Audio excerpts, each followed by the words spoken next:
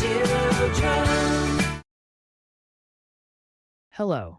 Today we will talk about MongoDB, a special database that helps store and organize information.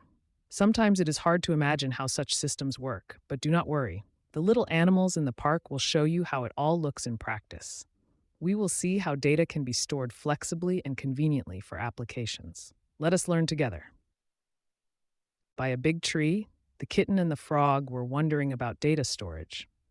The kitten thought it was easiest to keep all the information in one long document, but the frog said that in applications, it is better to have many small notes.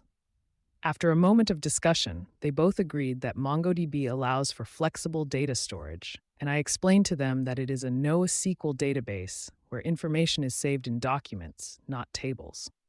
At the playground, the ladybug and the sparrow were having fun building data structures with sticks and leaves. The ladybug noticed that in traditional databases, data is organized like rigid blocks, and the sparrow added that MongoDB allows for a more flexible arrangement. He explained that in this database, you can have different types of data in one place, which is very useful.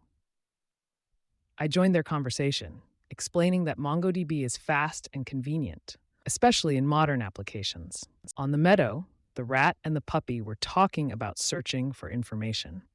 The rat emphasized that quickly finding the needed data is crucial, while the puppy pointed out that MongoDB does not require complicated tables and allows you to store everything in one place. The rat summarized that this makes data analysis easier, and I added that MongoDB stores information in JavaScript object notation format, making it easy to search and use.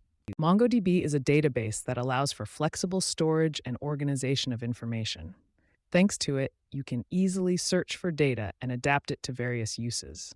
The little animals did a great job with this topic, and I hope you also understood why MongoDB is so useful.